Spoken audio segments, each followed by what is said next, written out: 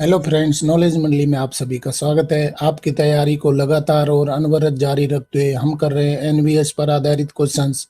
साथियों, नवोदय स्कीम है आपके सिलेबस में रखा गया है और धौलागढ़ माता सीरीज है एनवीएस पर आधारित सारे क्वेश्चंस को कवर कर रही है। एनवीएस स्कीम है आपके सिलेबस में रखा गया, जैसे safety and security of inmates, mess management, hostel management, infrastructure maintenance and repairs, admission in JNVs. NBS scheme पर आधारित बाकी पॉइंट्स भी कवर किए जा रहे हैं। हाउस सिस्टम है, साथ में रोल ऑफ एचएम है, residential system, child protection laws, purchase procedure, condemnation procedure, JNVST and transfer policy.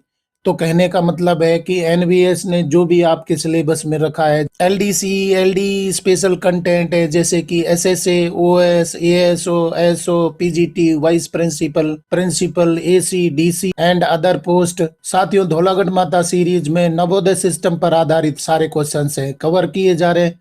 तो चलिए साथियों, देख लेते हैं धौलागढ़ माता सीरीज 22 का पहला क्वेश्चन।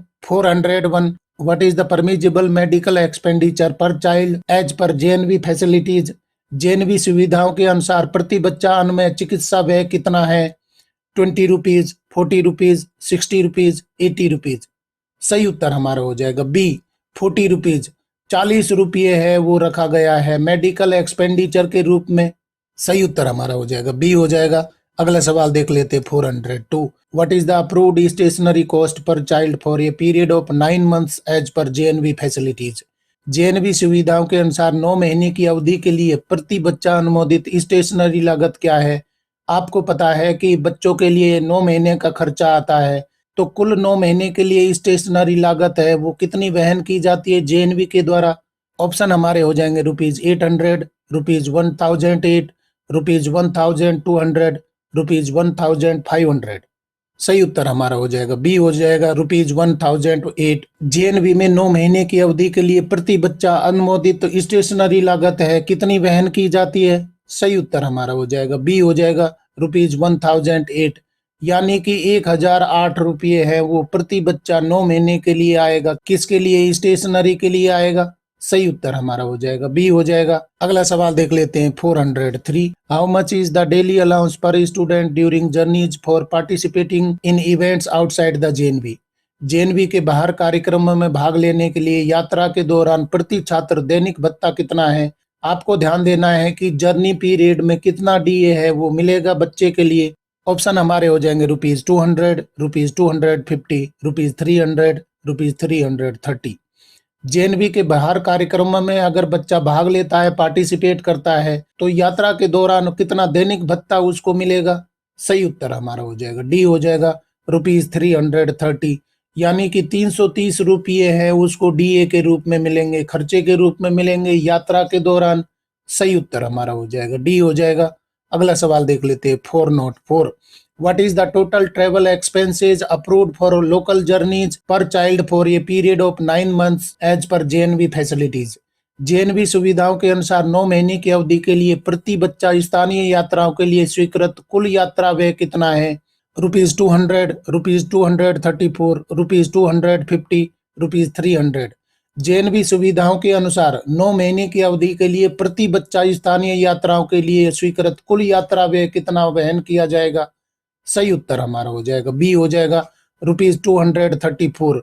234 है उसके 9 महीने के लिए आते हैं, तो ये खर्चा किया जाएगा लोकल जर्नी के लिए। सही उत्तर हमारा हो जाएगा बी हो जाएगा। और साथियों, नॉलेज मंडली स्मार्ट बोर्ड आपको बता रहा है कि स्थानीय यात्राओं के लिए पर मंथ कितना खर्च उठाया जाता है जेएनवी के द्वारा। Travel expenses at the rate of ₹26 पर child per month for 9 months, that is ₹234 for the local journey. तो आपको ध्यान रखना है, अगर मंथली पूछ लिया जाता है तो 26 रुपये प्रति चाइल्ड मिलेगा लोकल जर्नीज के लिए, और 9 महीने के लिए टोटल एक्सपेंडिचर है लोकल जर्नी के लिए प्रति चाइल्ड कितना हो जाएगा? 234 रुपये हो जाएगा। अगला सवाल देख लेते 405। What is the nominal fee charged from students of classes 9 to 12th as विद्यालय विकास निधि in जवाहर नवोदय विद्यालय?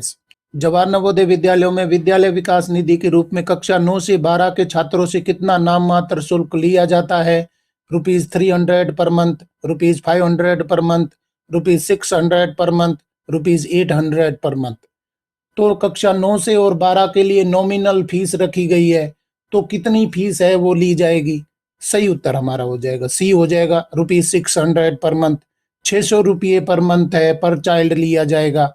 और ये फीस है वो सभी बच्चों से नहीं ली जाती है, आगे हम इस बारे में भी चर्चा करेंगे। 600 रुपये पर मंथ फीस ली जाती है। फीस कलेक्ट की जाती है किस नाम से? विद्यालय विकास निधि के नाम से, वीवीएन के नाम से ली जाती है। और ये फीस है सिर्फ बॉयज स्टूडेंट से ली जाती है, ये भी आपको ध्यान रखना है। आप कमेंट करके बताइए कि कोई लड़का 9 से और 12 कक्षा में है और उसके पेरेंट गवर्नमेंट एम्प्लॉई है, तो कितनी फीस कलेक्ट की जाती है? आप कमेंट करके बताइए। यहाँ पर नॉमिनल फीस ली जाती है कक्षा 9 से और 12 के छात्रों से, और वो कितने रुपये है? 600 रुपये पर मंथ है।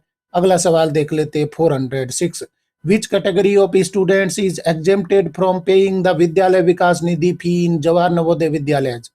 जवाहर नवोदय विद्यालयों में किस श्रेणी के छात्रों को विद्यालय विकास निधि शुल्क का भुगतान करने से छूट दी गई है? Students belonging to OBC category, girls from all backgrounds, children of government employees, students from SC ST categories and families below poverty line, BPL. यहाँ पर आप इन दोनों को मार्क कर सकते हैं। लड़कियां हैं, किसी भी कैटेगरी की हैं तो फीस कलेक्ट नहीं की जाएगी, उनसे कोई फीस नहीं ली जाएगी। तो गर्ल्स हैं यहाँ पर एग्जेम्प्ट रहेंगी। साथ में एससी और एसटी कैटेगरी के स्टूडेंट्स हैं, उनसे भी कोई फीस नहीं ली जाएगी। इसके साथ में families below poverty line, BPL का कोई भी बच्चा है उससे भी फीस नहीं ली जाएगी। तो यहाँ पर आप इन दोनों को ध्यान रख सकते हैं। गर्ल्स फ्रॉम ऑल बैकग्राउंड्स, इनसे फीस नहीं ली जाएगी। साथ में एससी के बच्चे हैं, एसटी के बच्चे हैं और बीपीएल कोई भी बच्चा है उससे फीस नहीं ली जाएगी। सही उत्तर यहाँ पर हो जाएगा बी एंड डी हो जाएगा। अगला सवाल देख लेते 407। What items are included in the stationery provided to students in Navodaya Vidyalaya?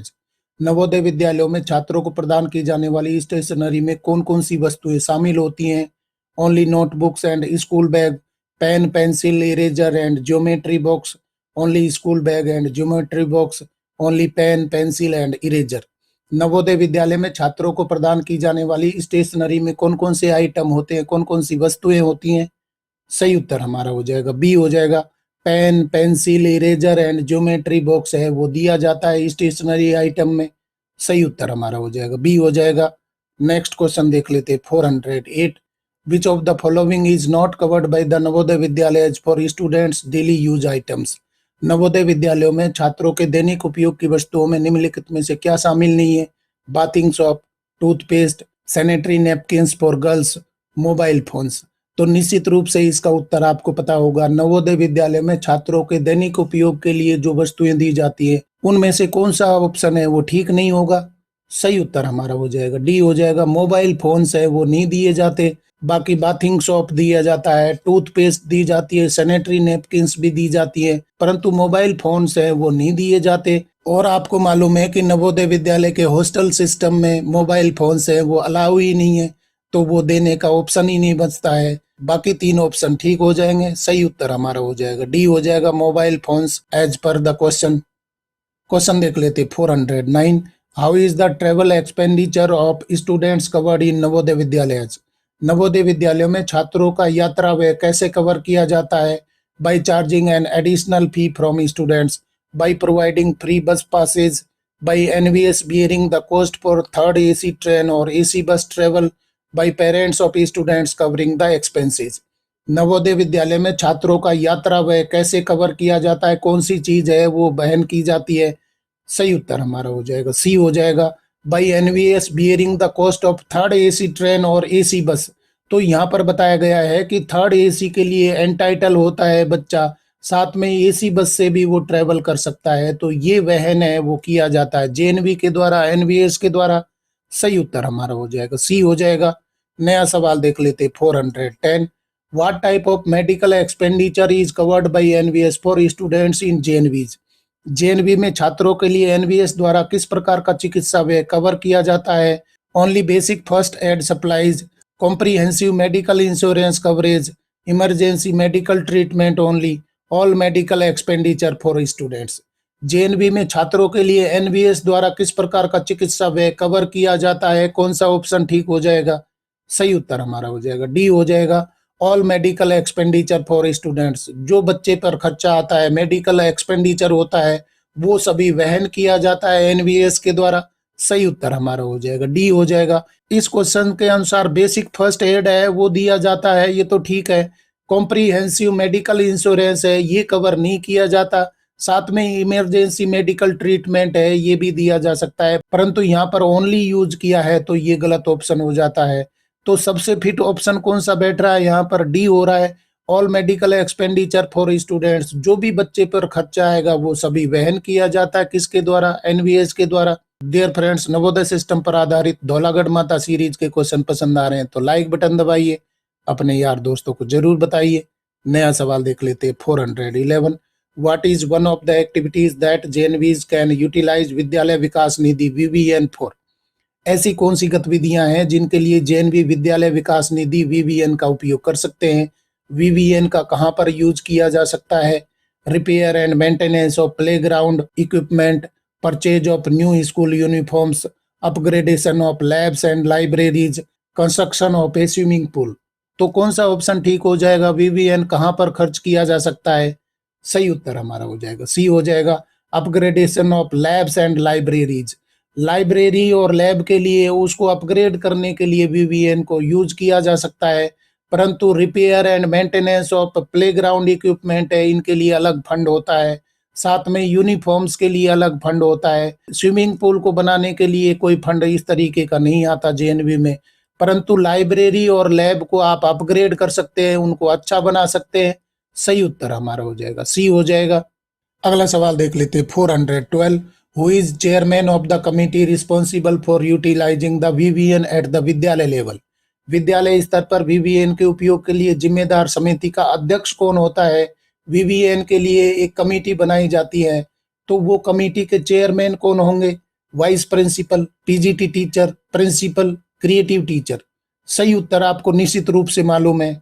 सही उत्तर हमारा हो जाएगा सी हो जाएगा, प्रिंसिपल। वीवीएन फंड को खर्च करने के लिए जो कमेटी बनती है उसके चेयरमैन कौन हो जाएंगे? प्रिंसिपल हो जाएंगे। सही उत्तर हमारा हो जाएगा सी हो जाएगा। अगला सवाल देख लेते 413।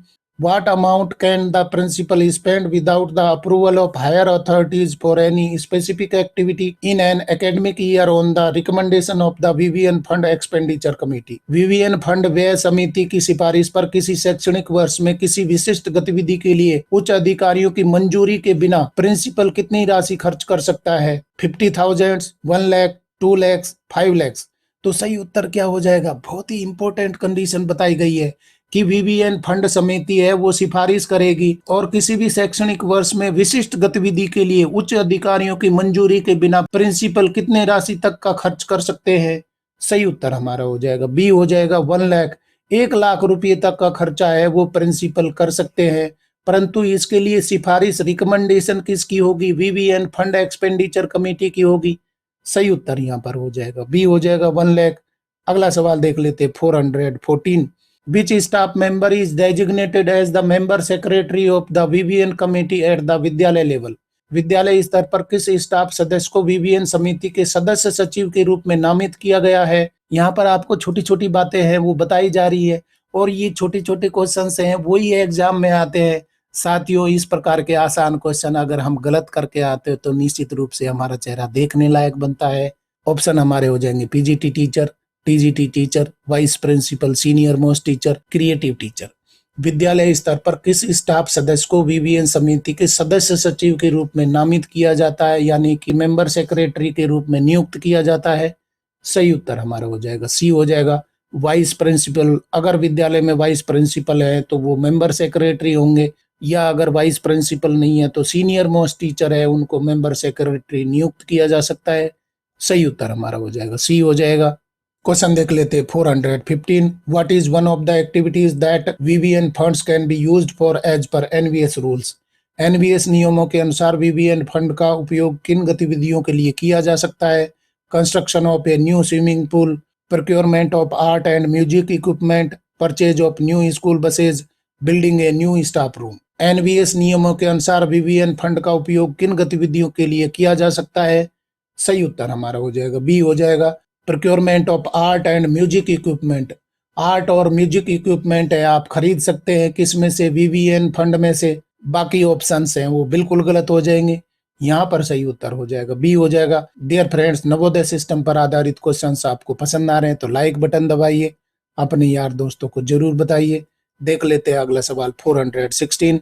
Who should approve expenditures beyond rupees 1 lakh in any activity funded by VVN? VVN द्वारा वित्त पोषित किसी भी गतिविधि में 1 लाख रुपये से अधिक के व्यय को किसे मंजूरी देनी चाहिए।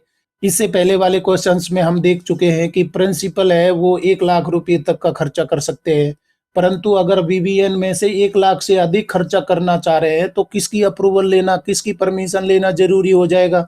Deputy commissioner, cluster incharge, assistant commissioner, school management committee, parent teacher association, president. तो यहाँ पर सही उत्तर क्या होना चाहिए। 1 लाख रुपये से अधिक का खर्चा करना चाह रहे हैं आप वीवीएन में से, तो किसकी अनुमति लेना, अप्रूवल लेना जरूरी हो जाएगा। सही उत्तर हमारा हो जाएगा बी हो जाएगा, cluster incharge assistant commissioner. Cluster IC सहायक आयुक्त है, उनकी अनुमति अनुमोदन लेना जरूरी हो जाएगा। सही उत्तर हमारा हो जाएगा बी हो जाएगा। अगला सवाल देख लेते 417। What is the purpose of विद्यालय विकास निधि वीवीएन? विद्यालय विकास निधि वीवीएन का उद्देश्य क्या है। To fund personal expenses of teachers, to enhance the quality of activities and facilities provided by JNVs, to invest in real estate properties for JNVs, to support political campaigns in the region। विद्यालय विकास निधि का उद्देश्य क्या हो जाएगा, क्यों बनाया गया है, किस उपयोग में लिया जा सकता है। सही उत्तर हमारा हो जाएगा बी हो जाएगा, to enhance the quality of activities and facilities provided by JNVs. जो एक्टिविटी करवाई जा रही है उनको एनहांस करना है, उनकी क्वालिटी को बढ़ाने के लिए कोई चीज खरीदी जा सकती है, या नवोदय के द्वारा जो फैसिलिटी दी जा रही है उनको एनहांस करने के लिए, अपग्रेड करने के लिए वीवीएन को बनाया गया है। इन एक्टिविटीज में ये फंड काम लिया जा सकता है। सही उत्तर हमारा हो जाएगा बी हो जाएगा। डियर फ्रेंड्स, क्वेश्चन पसंद आ रहे हैं तो लाइक बटन जरूर दबाइए। अगला सवाल देख लेते 418। Which office should monitor the collection and expenditure of VVN on a quarterly basis? किस कार्यालय को तिमाही आधार पर वीवीएन के संग्रह और व्यय की निगरानी करनी चाहिए। State education department, regional offices, central board of secondary education यानी कि सीबीएसई, मिनिस्ट्री ऑफ एजुकेशन।